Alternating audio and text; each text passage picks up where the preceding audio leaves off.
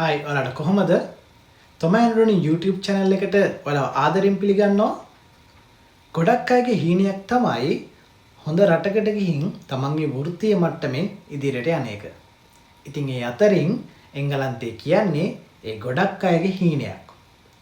ඉතින් UK වලට nurse කෙනෙක් විදියට එන්නේ කොහොමද?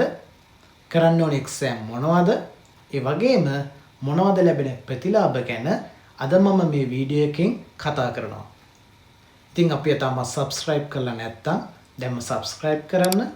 ඒ වගේම මේ වීඩියෝ එක අවසාන වෙන තෙක් රැඳී සිටින්න කියලා ආදරෙන් මතක් කරනවා. ඉතින් එහෙනම් අපි යමු අද වීඩියෝ එකට.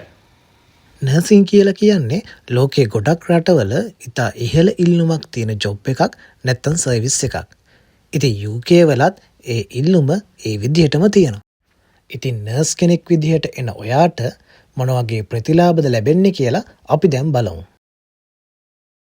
UK වලදී නර්ස් කෙනෙක්ට රුපියල් කෝටියකට වඩා වැඩි වාර්ෂික වැටුපක් ලැබෙනවා.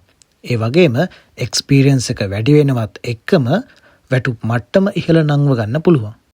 ඒ වගේම තමයි night shift allowances, overtime වැනි දීමනා ඔයාගේ වැටුපට අමතරව එකතු කරගන්නත් පුළුවන්. UK වලදී නර්ස් කෙනෙක් NHS එක එහෙමත් නැත්නම් National Health Service එක යටතේ සේවය කරනවා. මේ නිසාම වැටුප් සහිත වාර්ෂික නිවාඩු, ලෙඩ නිවාඩු වගේම මාතෘ හා පීතෘ නිවාඩු වලටත් හිමිකම් ලබනවා. ඒ වගේම තමයි විශ්‍රාම වැටුප් ශ්‍රීම් එකකුත් මේ නර්ස් කෙනෙක්ට තියෙනවා. අපේ රටේ වගේම UK වල තියෙන්නේ නිදහස් සෞඛ්‍ය සේවයක්. ඒ නිසා නොමිලේ වෛද්‍ය ප්‍රතිකාර ලබා ගන්න පුළුවන්. ඒ වගේම තමයි වීසා ඇප්ලයි කරනකොට අපි හෙල්ත් සර්චාර්ජ් එක කියලා ඉතා විශාල වියදමක් දරන්න වෙනවා. UK වලට නර්ස් කෙනෙක් විදිහට එන ඔයාට ඒ හෙල්ත් සර්චාර්ජ් එක ගෙවන්න අවශ්‍ය වෙන්නේ නැහැ. UK නර්ස් වීසා එක තියෙන්නේ UK skill worker visa category එක යටතේ.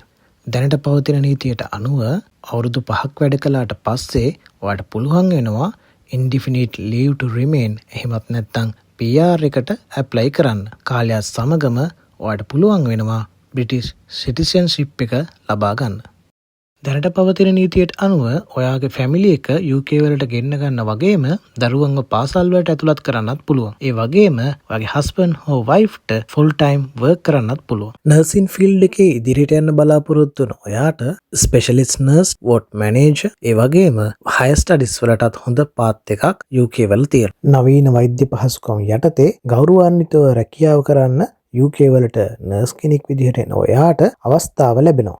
වීඩියෝ එකේ ඉස්සරහට යන්න කලින් අපිව subscribe කරන්න, ඒ වගේම තව කෙනෙක්ට දැනගන්න මේ වීඩියෝ එක share කරන්න කියලත් ආදරෙන් මතක් කරනවා.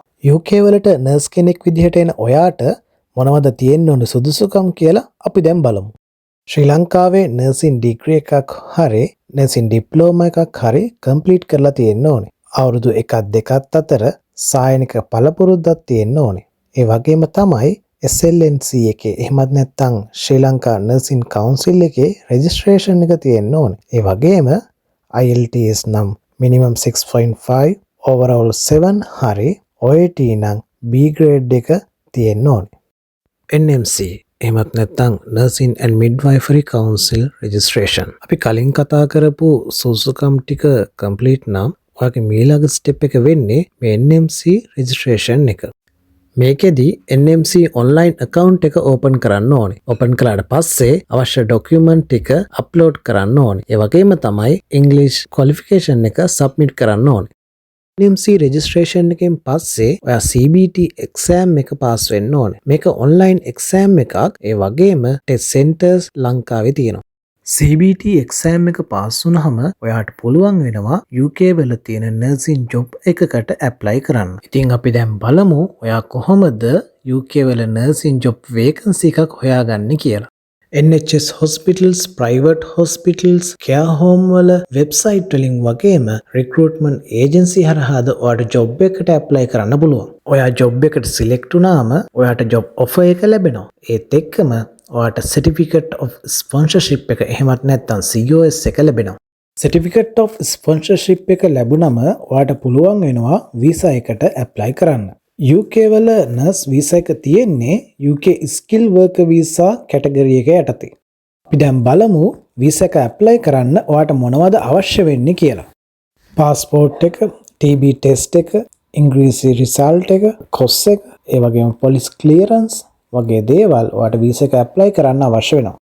ඔයා UK වලට ආවට පස්සේ රෙජිස්ටර්ඩ් නර්ස් කෙනෙක් වෙන්න කලින් OSCE එක්සෑම් එක පාස් කරන්න වෙනවා. OSCE Objective Structured Clinical Exam එක පාස් වුණාම ඔයාට පුළුවන් වෙනවා UK වල රෙජිස්ටර්ඩ් නර්ස් කෙනෙක් වෙන්න.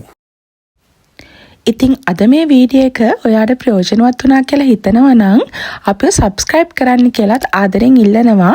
ඒ වගේම තව කෙනෙක්ට බලන්න ෂෙයා කරන්න කියලාත් ඉල්ලනවා. ඉතින් මේ වගේ ප්‍රයෝජනවත් වීඩියෝ එකකින් ආයෙත් එනකන් පරිස්සමින් ඉන්න. අපි ගිහින් එන්නම්. ආදරේ හැමෝටම.